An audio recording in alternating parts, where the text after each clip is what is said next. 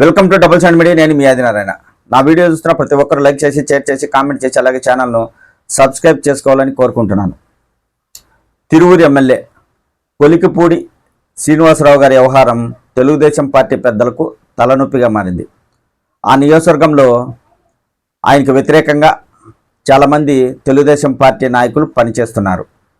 ఆయన ఎమ్మెల్యేగా గెలుపొందినప్పటి నుంచి ఆయనపై ఏదో ఒక వివాదం బయటికి వస్తూనే ఉంది. తాజాగా ఆయన కొన్ని వ్యాఖ్యలు చేయడం జరిగింది.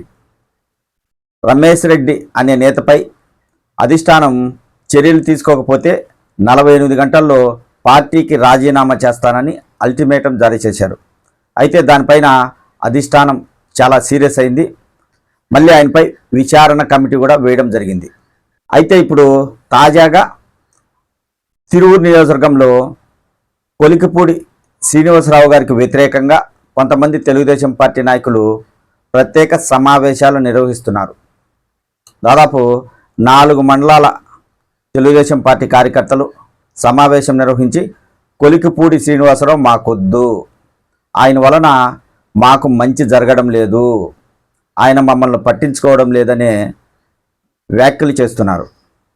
గత 20 సంవత్సరాలుగా ఇక్కడ తెలుగుదేశం పార్టీ విజయం సాధించలేదు.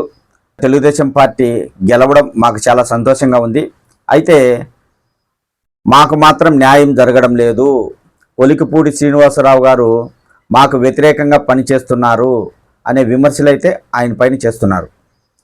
ఇప్పుడు ఆ నియోజకవర్గంలోని కొంతమంది తెలుగుదేశం పార్టీ నాయకులు చెప్పేది ఏంటంటే, ఆయన ఎమ్మెల్యేగా ఉంటే ఉండని, కానీ ఆయనకు ఎలాంటి అధికారాలు ఇవ్వకుండా తిరువూరు నియోజకవర్గానికి మరో ఇన్ఛార్జిని నియమించి ఆయనకు అన్ని రకాల అధికారాలు ఇవ్వాలి అని కొంతమంది తెలుగుదేశం పార్టీ నాయకులు సమావేశాలు నిర్వహించుకొని ఇలాంటి వ్యాఖ్యలు చేస్తున్నారు. ఆ నియోజకవర్గంలో చాలామంది తెలుగుదేశం పార్టీ నాయకులు కొలికిపూడి శ్రీనివాసరావుకు వ్యతిరేకంగా ఉన్నారు, ఆయన వద్దంటున్నారు. మరి అధిష్టానం ఎలాంటి నిర్ణయం తీసుకుంటుంది అనేది ఇప్పుడు ఒక $1 మిలియన్ ప్రశ్నగా మిగిలింది.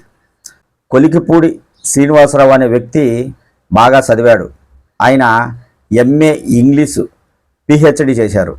అలాగే 1997లో హైదరాబాద్లో IAS అకాడమీ స్థాపించి దానికి డైరెక్టర్గా వ్యవహరించారు. అలాగే గీతం యూనివర్సిటీలో ప్రొఫెసర్గా కూడా ఆయన పనిచేయడం జరిగింది.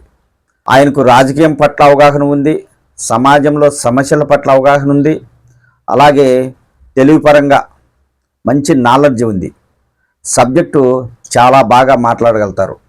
ఆయన 2024లో తెలుగుదేశం పార్టీలో చేరి తిరువూరు ఎమ్మెల్యేగా టికెట్ తెచ్చుకొని తొలిసారి ఎమ్మెల్యేగా గెలిచారు. అయితే ఆయన వ్యవహార శైలి కావచ్చు, లేదా ఆయన టైం బాగలేదేమో కానీ తొలిసారి ఎమ్మెల్యేగా ఎన్నికైనా చాలా వివాదాల్లో మాత్రం ఆయన ఇరుక్కుంటున్నారు.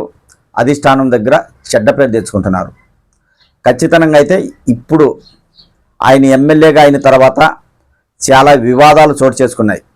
రాబోయే ఎన్నికల్లో అయితే కొలికిపూడి శ్రీనివాసరావు గారికి తెలుగుదేశం పార్టీ ఎమ్మెల్యే టికెట్ ఇవ్వదు. వీలైనంత వరకు ఆయన్ను టీడీపీకి దూరంగా పెట్టాలి అనే ఆలోచనలో ఖచ్చితంగా అధిష్టానం ఉంటుంది. ప్రస్తుతం కూటమి ప్రభుత్వం అధికారంలో ఉంది కాబట్టి ఇప్పుడు దళిత నాయకుడైన కొలికిపూడి శ్రీనివాసరావుపై ఏమైనా చర్యలు తీసుకుంటే దానివలన పార్టీకి నష్టం కలుగుతుందనే ఆలోచనలో అధిష్టానం పెద్దలు ఉన్నారు. లేకపోతే ఎప్పుడో కొలికిపూడి శ్రీనివాసరావు గారిపై అధిష్టానం చర్యలు తీసుకొని ఉండేది. పార్టీ తరఫున కానీ ప్రభుత్వం తరఫున కానీ కొలికిపూడి శ్రీనివాసరావు గారిపై చర్యలు తీసుకుంటే ఖచ్చితంగా నష్టం కలిగే అవకాశం ఉంటుంది. ఆయన చాలా వాక్చాతుర్యం కలిగిన రాజకీయ నాయకుడు. ఇలాంటి సమయంలో ఆయన పైన చర్యలు తీసుకోలేకపోతున్నారు.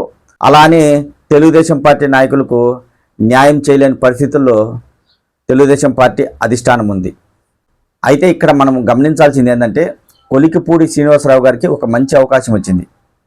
నియోజకవర్గంలో ప్రజలకు మంచి చేసే అవకాశం దేవుడు ఆయన కల్పించాడు.